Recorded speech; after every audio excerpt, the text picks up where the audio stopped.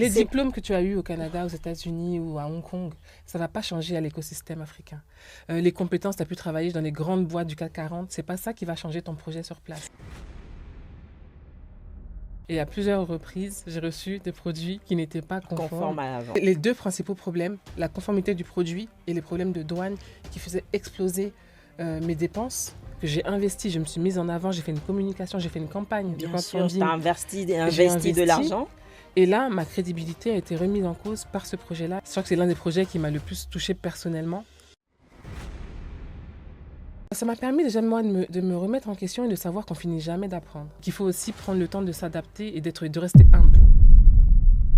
Aujourd'hui, on vit dans une société qui valorise la réussite rapide, spectaculaire, voire immédiate. Une société où l'échec semble ne plus avoir sa place. Ici, nous avons fait le choix de prendre tout cela à contre-pied.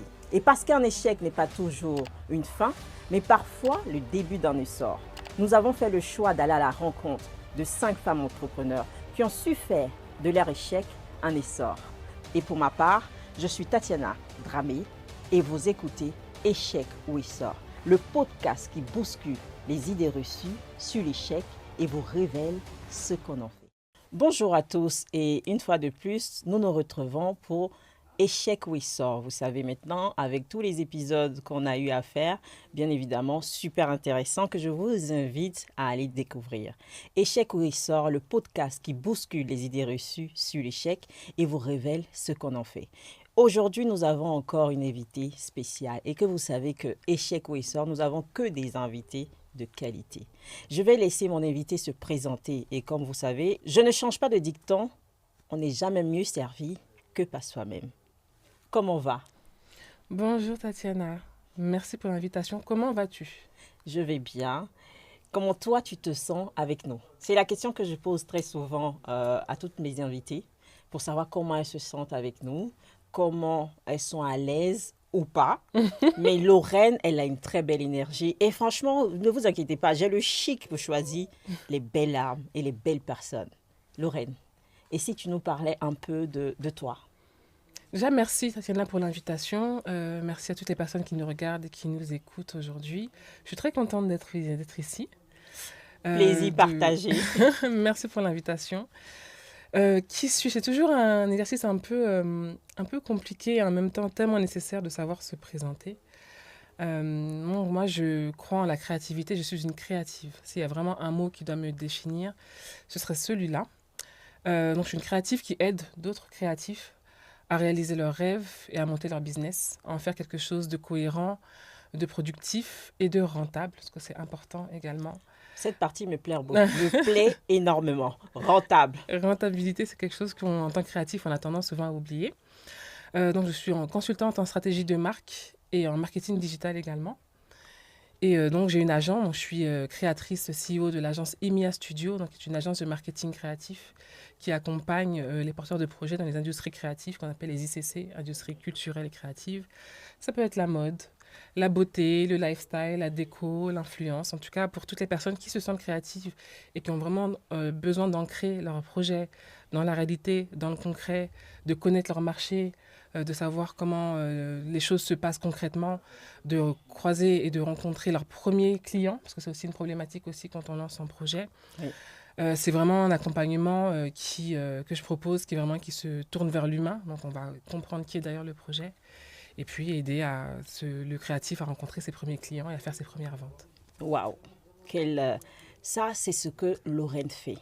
C'est accompagner. Donc, elle est dans le don, dans l'accompagnement. Elle vous donne, mais également, elle reçoit. Parce que vous êtes ses clients. Et comme j'ai pu le voir sur un de ses posts, donner, mais aussi recevoir. Et je pense que dans notre communauté, on a tendance à croire qu'il faut tout le temps donner. Qu'est-ce que toi t'en penses, Lorraine? Je pense qu'il y a un échange, c'est une dynamique en toute chose. Il y a le jour et la nuit, il y a le haut et le bas. Les énergies sont toujours doubles, le yin et le yang, vous pouvez appeler ça comme vous voulez. Donc on ne peut pas avoir quelque chose d'un projet constructif si on ne fait que de prendre ou si on ne fait même que de donner. C'est ça. Voilà, c'est une fausse bonne idée de se dire que je vais être généreux et que je vais donner de mon temps, de mon énergie, de mon argent, sans jamais attendre un retour. Maintenant, ce qu'il faut, c'est d'avoir des collaborations qui soient productives, des rencontres qui nous apportent quelque chose, C'est comme ça. la rencontre que j'ai eue avec toi, qui fait que Également. nous sommes là Exactement. ensemble Et je aujourd'hui. le disais, je pense que dans l'épisode précédent, sortez de chez vous. Quand on dit sortir de sa zone de confort, il y en a qui pensent que c'est sortir de son lit pour aller au salon. Non, sors de chez toi, tout simplement. Va à la rencontre. Et une belle rencontre que j'ai eu à faire, je cite peut-être encore l'événement qui est Brunch Business Networking. Et c'est là où j'ai rencontré Lorraine et d'autres profils qui sont vraiment intéressants, d'accord? Et sortez, allez-y à des événements, rencontrez des gens. Et ne vous inquiétez pas, personne ne va vous voler votre projet. Au contraire, ils vont vous aider à contribuer à construire justement ce projet. Lorraine. Je suis entièrement d'accord avec toi. Et en plus, il faut avoir une stratégie. Une personne qui donne sans attendre un retour, c'est pas une bonne stratégie. Une personne qui prend également sans penser à donner, c'est pas une bonne stratégie. Quand on est sortis, toi et moi, de chez nous en ce jour-là, on avait une idée en tête de ce qu'on voulait. Et je pense que on a reçu aussi en échange, parce qu'on a donné de notre temps, de notre énergie. Donc je pense qu'il faut avoir une stratégie. Quand on sort de chez soi, il faut savoir, est-ce qu'on cherche un financement? Est-ce qu'on cherche un partenaire? Est-ce qu'on cherche de nouveaux clients? Il faut aussi avoir un plan d'action, de se dire que je sors pour donner de mon temps. C'est ça. Mais j'attends aussi de recevoir ça en échange. C'est ça, le meilleur je pense moyen. Que c'est vraiment important. Et pour conclure tout ça, j'ai un adage qui dit, oui, vous savez que j'ai toujours des petits adages qui sont là, dans le petit tiroir, qui dit, une personne qui a tendance à donner devrait en aucun cas se mettre avec une personne qui prend. Parce que la personne qui prend ne s'arrêtera jamais de prendre. Elle ne pensera même pas à donner parce que ce n'est pas de son fait, c'est un fait, c'est comme ça. C'est sa nature. Elle prendra jusqu'à ce que vous soyez épuisé. Donc, pensez à vous mettre avec des personnes qui prennent, mais qui aussi donnent. Nous n'allons pas tarder à rentrer dans le vif du sujet, ce pourquoi nous tous, nous sommes là. La première question, qui est celle-là même qui lance le podcast comme toujours. Quel est l'échec, on ne va pas dire le plus cuisant, mais qui t'a le plus marqué? C'est vrai qu'on a tendance à avoir des échecs dans nos vies. C'est un fait, ça existe. On va arrêter de se leurrer. Mais celui qui t'a le plus marqué, celui que tu as envie de partager avec nous, ce serait lequel? Excellente question. Moi, j'ai envie déjà de commencer par dire que l'échec est nécessaire dans tout ce qu'on entreprend. Et la réussite, quand on entreprend quelque chose, la réussite n'est pas obligatoire. Souvent, on se lance en se disant « je vais forcément réussir ». C'est bien de penser comme ça, mais il faut aussi être prêt au cas où ça ne fonctionne pas. Et c'est aussi une option. L'échec est aussi une option. Il faut avoir ça en arrière-plan. Avoir ça en tête. Tu as sûrement dû entendre déjà ce proverbe de Nelson Mandela. Soit je gagne, soit j'apprends. On va la refaire. Oui, on va la refaire. Donc je disais que effectivement, l'échec, c'est une option. C'est quelque chose qui va arriver quand on lance un projet. Il est possible, il y a une possibilité qu'on puisse échouer. Il faut garder ça aussi dans un coin de sa tête pour ne pas que l'échec nous surprenne. Je pense que les fois où on est vraiment trop submergé par l'échec et qu'on a du mal à remonter la pente, c'est quand on a oublié que c'était une option. C'est ça. Donc je pense qu'on connaît tous cet adage de Nelson Mandela qui a un lien avec l'échec et qui nous dit je ne perds jamais, soit je gagne, soit j'apprends. Oui. Donc c'est aussi une part d'apprentissage dans l'échec. On apprend de ses erreurs, on essaye de rebondir, on se remet en question aussi. Donc pour répondre plus directement à ta question, j'ai eu forcément, moi j'entreprends depuis 2016-2017, officiellement. J'ai toujours un peu des activités. C'est ça. Voilà. Depuis 2017 qu'elle entreprend. Vous voyez? Et c'est ça. Quand on entreprend depuis 2017, tu as eu plusieurs activités. On en reparlera tout à l'heure. Mais je te laisse répondre à cette question. On en reviendra. Ne vous inquiétez pas.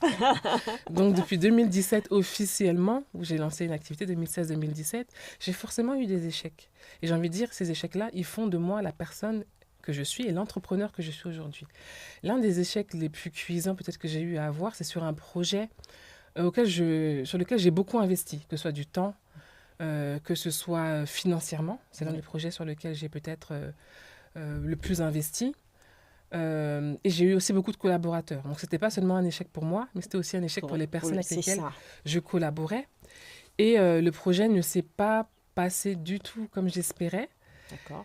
Et c'était surprenant parce que c'était un projet, entre guillemets, simple. C'est-à-dire, voilà, j'allais sourcer des produits, je les empaquetais et je les vendais. Ce n'est pas le business model le plus compliqué. Non. Et pourtant, ça a été l'un de mes projets les plus challengeants que j'ai mis en pause, mais vraiment à contre-cœur. D'accord. Et Voilà. pourquoi donc? J'ai mis en pause à contre-cœur parce qu'il y a eu beaucoup de contretemps. En fait, c'était un peu une succession d'échecs à tous les niveaux. C'est-à-dire qu'en fait, quand tu sources un produit, Oui, tu le sais, tu as affaire à des collaborateurs bien qui sûr. vont te faire venir une matière première, Bien un sûr. produit C'est fini, ça. et tu as un cahier des charges. Donc, tu veux que le produit soit correct C'est et qu'il ça. soit conforme à la vente. C'est ça. Et à plusieurs reprises, j'ai reçu des produits qui n'étaient pas Conforme conformes, à la vente. que j'avais achetés, Waouh. donc pour lesquels j'avais déboursé certaines Ah oui. sommes. J'ai eu des problèmes de douane, parce que c'est des Ah produits oui. qui venaient de l'étranger. Voilà, c'était les deux principaux problèmes, la conformité du produit et les problèmes de douane qui faisaient exploser mes dépenses et qui faisaient en fait que le projet ne pouvait plus être rentable. Bah oui. Et que j'avais aussi, moi, une obligation envers ma clientèle qui m'avait fait confiance Bien sûr. à leur fournir des produits qui devaient arriver à l'heure, Bah, en temps et en en heure. temps et en heure, et de bonne qualité. Et Bah ces oui. deux éléments-là ne pouvaient pas être réunis. Mais c'est là, là, ça touche ta crédibilité. Exactement. Et ça m'a vraiment, je pense que c'est au-delà même du projet qui a capoté, c'est pas grave, j'en ai eu d'autres. Bien sûr. Mais le fait de me dire que j'ai investi, je me suis mise en avant, j'ai fait une communication, j'ai fait une campagne de Bien sûr, crowdfunding. tu as investi de l'argent. Et là, ma crédibilité a été remise en cause par ce projet-là. Et ça m'a... Je crois que c'est l'un des projets qui m'a le plus touchée personnellement. D'accord. Ouais, je pense que c'est l'un des plus gros échecs, mais pas...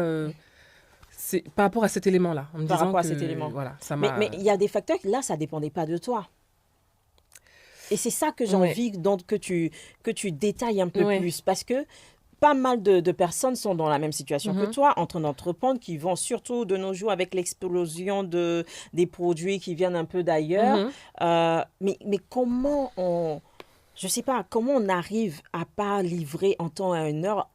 Pourtant, on nous a donné un cahier de charges. Ouais. Comment c'est possible? Mais Bon, c'est une après, ça question un dépend peu- aussi... mais c'est possible quand tu as... En fait, tu peux pas, la plupart des business, ne dépendre que d'un seul fournisseur ou d'une seule personne. Oui. Si tu dépends d'une seule personne ou d'un seul fournisseur, tu n'as pas de business. Parce que le jour où elle ne répond pas au téléphone ou ne répond pas à tes mails, ton business est foutu. Donc, tu es obligé de multiplier les partenaires, les fournisseurs. Et moi, c'était un modèle dans lequel je devais avoir plusieurs produits pour Bien avoir sûr. une diversité Bien de sûr. sélection par rapport à ma clientèle. Donc, j'étais obligée, par rapport à mon business model, de multiplier les prestataires. Et là, le taux d'échec augmente, puisque pour pouvoir livrer une commande, je dois avoir affaire à 5-6 prestataires différents, sans parler de tout ce qui est livraison, Mais logistique, le etc. coût, finalement. Donc, il y a un coût, mais aussi un rapport humain qui est compliqué, parce que chacun de ces 5-6 prestataires a sa manière de travailler. Bien sûr. Il a des difficultés aussi de son côté. De son côté, Peut-être bien qu'il a sûr. plu, peut-être Ah que... non, Voilà. Ah la oui, parce que pluie. la pluie, ça joue aussi en Non, mais question. ça c'est un sujet.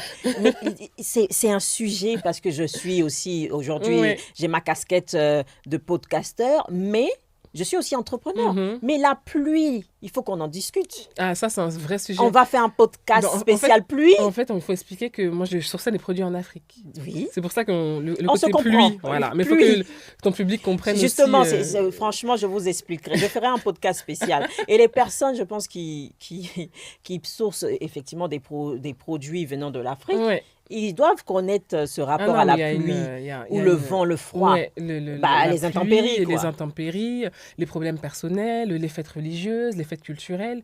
Tout ça sont des éléments qu'on ne prévoit pas quand on entreprend à l'étranger, parce que nous, on a notre calendrier ici. Donc, il faut savoir que moi, je suis restée en France. Oui, Mes prestataires étaient dans différents pays d'Afrique de bien l'Ouest, sûr. dans lesquels j'ai eu de temps en temps à aller, mais je suis principalement basée Bien à Paris. sûr, bien sûr. Donc, on a une relation de confiance, voilà, ils connaissent mon cahier des Le charges. cahier de charge. J'ai aussi des prestataires sur place qui sont... j'avais des sourceurs aussi sur place, mais qui, eux, sont aussi soumis aux mêmes Au conditions. même problème. Donc, c'était assez compliqué, voilà, quand vous avez un prestataire qui vous dit, ben voilà, moi, j'ai un mariage pendant 2 semaines, la boutique est fermée, C'est ça. il a plu pendant une semaine, voilà, je ne peux pas me rendre au champ pour aller chercher tel produit. Et on est tributaire de ces conditions de travail-là. Et en fait, quand tu reçois ça, tu te rends compte qu'en fait, toute la chaîne de livraison va être impactée Ben oui. et que tu ne peux pas livrer un produit dans lequel il manque 2 tiers Ben des non, éléments. c'est pas possible. Donc, c'est vraiment moi ce que j'ai vécu. Et malgré que j'avais déjà eu à travailler principalement en Côte d'Ivoire, dont je suis originaire, Oui. je me suis rendu compte que ce nouvel projet-là m'a fait découvrir des nouvelles difficultés que j'avais pas anticipées à ce point-là. Bien sûr, sur le business plan, par exemple, c'est vrai que ça, c'est quelque chose aussi. Le business plan, il est impeccable. Oui. Tu vois ta rentabilité au bout de 6 mois, 1 an, ça y est, tu te lances. Mais les éphémérides qui rentrent après en compte, c'est pour ça que les premières années sont très difficiles, je pense. Et puis, je l'ai vécu aussi comme un échec par rapport aux ambitions que j'ai eues pour ce projet-là. Bien sûr. Moi, j'avais commencé à prospecter des grands noms de la grande distribution en disant, mais j'ai des produits qui sont géniaux, j'ai des producteurs qui sont là. J'ai des marques, des vraies marques, hein, pas juste des produits dans un sachet. Bien sûr. Des vraies marques non. avec du vrai packaging, un vrai branding Oui. que je voulais apporter à ces opérateurs occidentaux ici. Et je me suis dit, mais ça ne marchera pas. Parce que si je n'arrive pas à livrer dans les bonnes conditions, en temps et en heure, et des produits conformes, parce qu'il y a aussi le problème de la conformité. Moi, j'ai reçu des produits sans étiquette, sans date de, sans date de péremption. Non, il manquait la liste des ingrédients. Non, c'est impossible ici, tu peux pas. Donc, on ne peut pas ici. Il y a des normes qui sont vraiment très, très, très élevées. Et moi, ayant travaillé dans la grande distribution, je connais à quel point le cahier des charges est très, très, très élevé. Très, très détaillé. Très exigeant. Il y a aussi... et puis, j'ai aussi eu le sentiment d'échec en me disant, mais là, je voulais apporter au plus grand nombre des produits africains. À ta communauté. Voilà. Apporter quelque chose qui vient de ta communauté. Ouais. Là, je me disais que l'Afrique a tellement à apporter au monde. Ah, oui. Et nous, on est les personnes, les catalyseurs qui peuvent être ce pont entre les deux. Ouais. Et ça n'a pas fonctionné comme je voulais. C'est un beau projet, pourtant. Donc, peut-être à relancer avec... Il faut. Et c'est là un appel également aux personnes qui pourraient justement contribuer, justement, parce qu'il est important aussi. Personne, comme je dis, j'ai tendance à le dire très souvent, personne ne viendra le faire pour nous. Et puis, c'est dommage que justement nos produits sont présentés par d'autres personnes et on voit l'engouement qu'il y a, mais nous-mêmes, au sein de nos communautés, on n'arrive pas à sortir des produits qui viennent de notre communauté et le mettre sur le marché et les faire exposer. Ça, j'arrive pas à me l'expliquer. Effectivement, je suis entièrement d'accord avec toi. C'est un travail à faire par nous-mêmes, pour nous-mêmes, mais avec les gens qui nous ressemblent et qui ont ce besoin-là.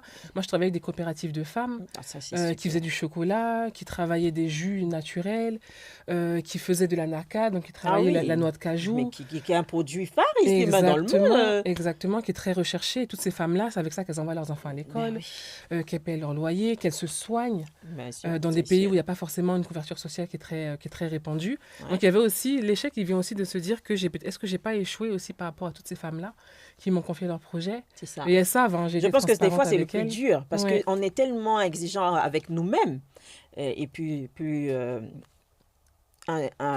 indulgent avec les autres. Ouais, donc c'est aussi, j'ai eu aussi un pincement au cœur par rapport à elles, à toutes ces femmes-là qui m'ont fait confiance, qui ont fait des projets aussi en disant, mais voilà, mes produits vont être vendus. J'avais des clients à Londres, j'avais des clients à Paris, à Marseille, à Bordeaux, partout.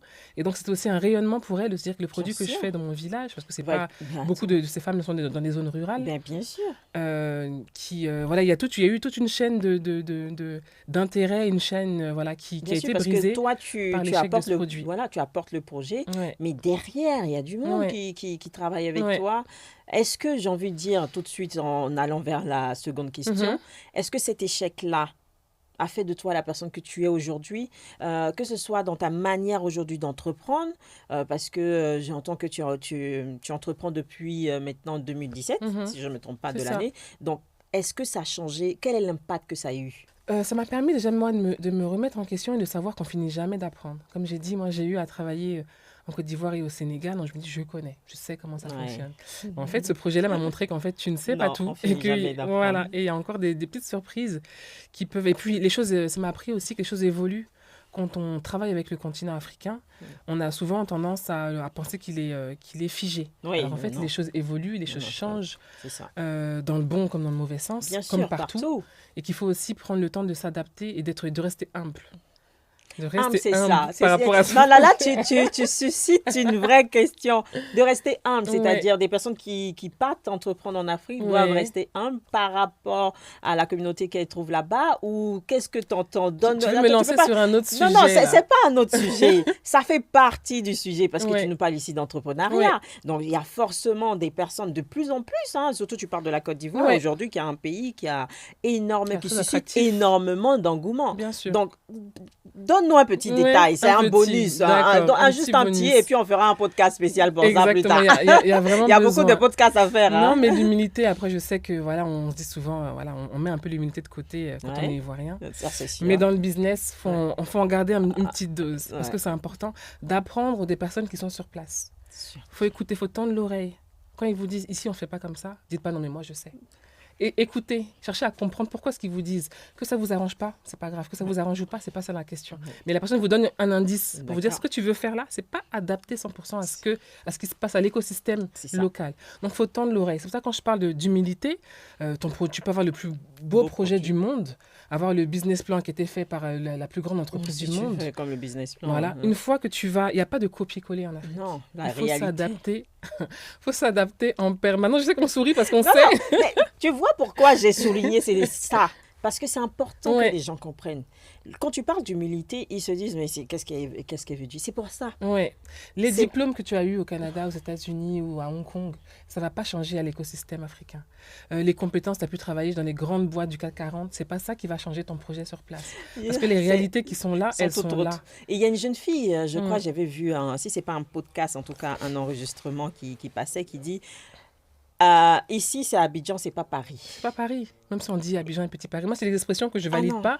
Parce qu'une fois que je suis à Abidjan, une fois que je suis en Côte d'Ivoire, parce Oui. qu'Abidjan, encore une fois, n'est pas égal à Ah la non, Côte non, d'Ivoire. non, non, Il non. faut déjà faire cette séparation-là. Abidjan a son écosystème Bien spécifique. sûr. C'est pas Paris. Non. Voilà, même Ça si se vous voyez saurait.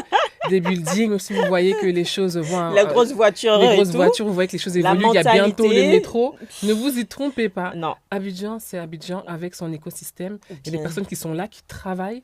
Et le deuxième point, quand je parlais d'humilité, il faut savoir que les gens en Afrique, en tout cas subsaharienne que je maîtrise, que je connais le mieux, Bien sûr. ne nous attendent pas. Non, Il y a ils des gens avancent. qui ont des projets, Bien qui ont des sûr. diplômes, qui ont des talents, qui ont des compétences qui sont énormes et qui n'ont rien à envier à ce que nous, pas on du a tout. ici. Mais je suis Donc, d'accord. on n'est pas là pour venir leur dire, on va leur apprendre la vie. On est là pour apporter notre pierre à l'édifice Ça, c'est avec ce qu'on sait et en travaillant avec les personnes qui sont déjà sur place. Donc, Je suis cette d'accord. humilité-là, pour moi, c'est comme ça qu'elle se définit. qu'elle se définit. Et c'est vraiment, je me doutais un peu de ça, c'est pour ça que j'ai insisté pour que tu puisses donner un peu plus de détails, pour ne pas que ça porte à confusion. Sans plus tarder, hein, on va vers la dernière question, qui est justement comment tu as pu, quels sont les mécanismes hein, que tu as utilisés pour justement surmonter cet échec, pour l'outrepasser, en tout cas qui a fait de toi certainement la femme que tu es aujourd'hui dans l'entrepreneuriat Ouais. et autres. Quels sont ces mécanismes que tu as utilisés? J'ai envie de dire ça. Les 2 points principaux, c'est la remise en question. D'accord. Ne pas avoir peur de mettre un projet sur stop ou sur pause. C'est ça. Moi, j'ai un projet, mais à la base, je suis du milieu de la mode. Donc, j'ai eu une marque de vêtements que j'ai créée en 2017, toute seule, qui a fait son petit bout de chemin et que j'ai mis en pause en 2024.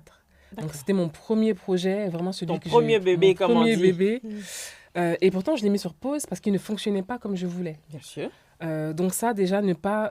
quand on parlait d'humilité, c'est aussi ça. Ouais. Les gens vont venir te demander, mais ton projet, là, ça en est où ça... Ça, ne c'est pas la question s'occuper. du- Ne pas Ils sont pas s'occuper. gentils, ces Ouais. gens-là. hein. Mais en fait, moi, je leur Mais demande... ça part d'une bonne intention. Oui, ça part d'une bonne intention, mais je me dis, tant que tu n'es pas partenaire, tant que tu n'es pas fournisseur, tant que tu n'es pas actionnaire, Oui. la seule personne à qui j'ai vraiment des comptes à rendre, c'est envers moi-même et mon propre projet. Merci beaucoup. Donc, je ne vais pas me laisser distraire parce qu'on m'a dit, un tel m'a dit, ton projet, il en est où? Je vais me courir pour aller le remettre sur pied parce que quelqu'un attend quelque non, chose de non, moi. il ne connaît pas tes réalités. Voilà. Donc, Ça, c'est la confiance c'est- en soi Oui, aussi. mais je Ça pense que touche à c'est... la confiance en Ouais, soi. carrément, il faut être bien dans ses acquis et ne se laisser distraire, ne pas se laisser influencer. Merci. Donc, ne pas être influençable, se remettre en question, prendre Oui. un peu de recul par rapport à son projet et se dire... Reculer pour mieux sauter, c'est pas ça qu'on dit. Exactement. Qu'est-ce qui n'a pas marché? Pourquoi est-ce que ça n'a pas marché? Quelles compétences il me manque? Quelle qualité? Est-ce que je dois être plus patiente? Est-ce que j'ai pas eu les bons partenaires? Est-ce que j'ai lancé le projet trop tôt, peut-être pour le marché, Oui. ou pas assez tôt? Moi, je sais que la problématique que j'ai eue dans ma remise en question, c'est de me rendre compte que je n'avais pas eu des ambitions commerciales assez élevées. D'accord. Donc ça, c'était mon deuxième point, l'ambition. L'ambition. Avoir une La ambition, vision. ou avoir la vision, avoir une ambition qui est bien calibrée, qu'elle soit pas trop basse en me disant, Smart, mais voilà, quoi. voilà, que ce soit smart. Et ça m'a permis d'avoir des ambitions encore plus élevées sur Ben les oui, projets d'après. quand tu as résolu le problème et que tu as fait le Exactement. travail J'ai sur réussi à toi. mettre en question sur ce projet-là que j'ai eu, quand j'ai vu comme une débâcle, c'était un projet, voilà, ça a floppé. C'est Ah pas oui, grave. c'est pas Ça me grave. permet de prendre du recul. J'ai pris un an et demi pour essayer de faire table rase de tout ça. Mm. Et ça m'a permis de me dire, ben, le projet que je vais lancer d'après, ben, je vais le faire. Je vais le faire avec ce que j'ai appris de mon échec Les précédent erreurs. et avec une ambition démultipliée, mais bien calculée, bien calibrée. Donc, c'est pas parce que j'ai échoué avant que je vais être moins ambitieuse. C'est Au ça. contraire. Et ça, c'est le mindset. Une fois de plus, on revient à ce mot. On a l'impression qu'il est un peu vulgarisé Ouais. partout, mais il est important, il est capital en tant qu'entrepreneur, même je pense que dans la vie au quotidien. Parce que pour avoir cette pensée de se dire, je mets en pause pour pouvoir analyser, remise en question, Ouais. tout le monde n'a pas en mesure de faire Très, ça. très- mais il faut, c'est très, très, très important. Et aussi, je prendrais le troisième point qui nous mène aussi à notre rencontre d'aujourd'hui, c'est de bien s'entourer. Ouais. J'ai fait aussi un petit peu, je vais le dire vulgairement, le Bien sûr. ménage C'est important. autour de moi. Regardez bien aussi, quand vous parlez de votre projet, comment les gens autour de vous réagissent. Petit sourire en coin, hypocrite. Il y a ceux qui vont être hypocrites, qui vont dire c'est génial, c'est trop bien, et quand vous allez le lancer, ils vont disparaître.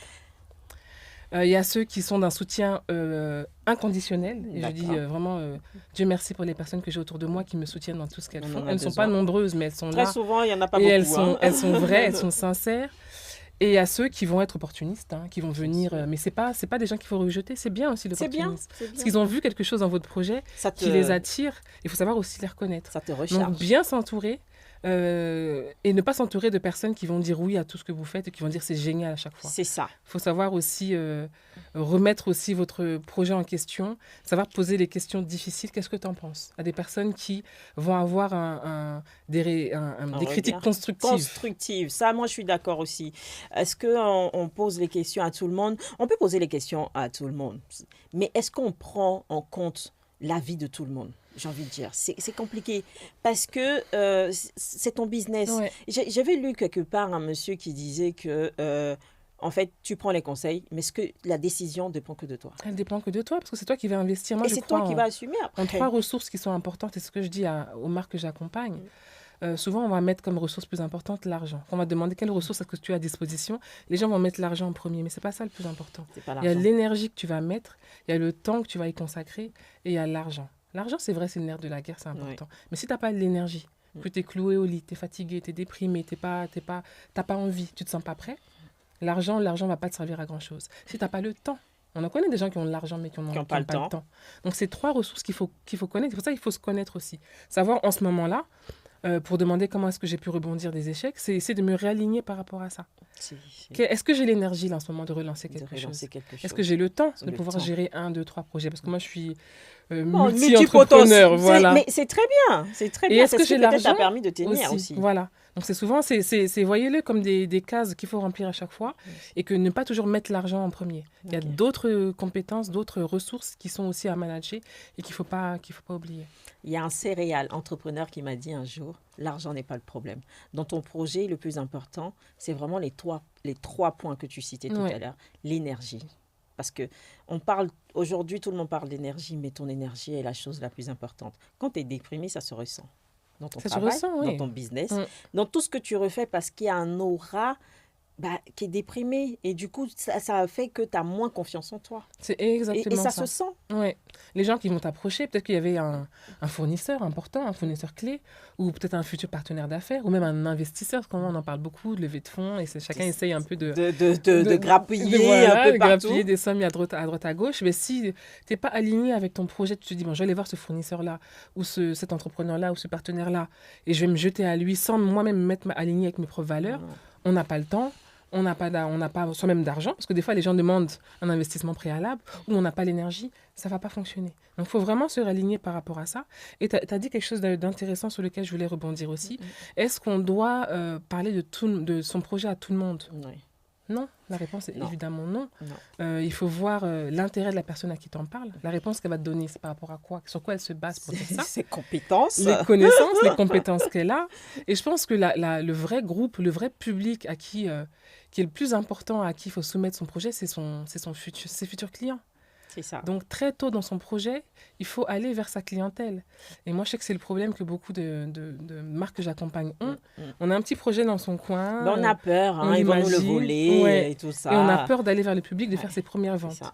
Et c'est ça, je pense, qui va diriger tout le reste. C'est là qu'on va vraiment faire le vrai apprentissage. Parce que le meilleur feedback, il vient de celui qui aura payé pour Celui ton à qui produit tu veux vendre, ou celui pour ton qui va acheter service. ton produit, c'est vraiment le meilleur feedback, hein. Ouais. Et est-ce qu'il n'y a pas la notion d'argent? Parce que pour avoir un feedback, il Ouais. faut éventuellement faire des échantillons Oui, pour pouvoir oui, le non. proposer à la Ouais, dégustation si bien c'est pour des sûr, produits bien sûr. alimentaires. Mais ça fait partie aussi de ton investissement. C'est quand une étude de marché, tu vas forcément investir dans ton étude de marché. C'est ça. Donc, c'est un investissement. Il faut le voir comme tel. Après, ça dépend. Est-ce que c'est un service? Est-ce que c'est un produit? Si c'est un produit, forcément, il y a un échantillon, Mhm. il y a des dégustations. Même les services, Mais tu ça, proposes. c'est une information qui est clé, qui est tellement importante parce qu'au-delà de ça, tu auras le nom, le prénom, peut-être le mail, peut-être le numéro de téléphone, tu auras la démographie, est-ce que c'est C'est un homme, vraiment important. une femme, son âge. Donc ça, c'est des C'est datas qui sont important. importantes et qui valent de l'or. Donc De je pense que l'or ça vaut de la aujourd'hui. peine d'investir dedans pour connaître ces 10, 20, 100 premiers clients C'est et ça. c'est ça qui va te permettre de construire ton projet par rapport à ça. En tout cas, merci à toi. Vous savez que Échec ou Essor, c'est un format court. Il est très intéressant. On a envie encore et encore de poser des questions et d'autres questions qui engendrent d'autres. C'est toujours un plaisir. Mais aujourd'hui, une fois de plus, on a compris que l'échec n'est pas une fin en soi, mais parfois le début d'un essor. Et c'est avec ces mots que je vous dis à très bientôt pour notre prochain épisode d'Échec ou Essor. Et moi, je reste toujours Tatiana Dramé. À bientôt pour notre prochaine découverte. Et vous savez que vous êtes toujours les bienvenus dans Échec ou Essor. Lorraine, merci à toi. Merci à toi, Tatiana. Merci, Merci pour ce l'invitation. partage. C'était un Merci plaisir. pour ta belle énergie. Et merci de nous avoir permis à chacun d'entre nous de comprendre que l'échec n'est pas une fin en soi. Merci à vous. Merci à tout le monde.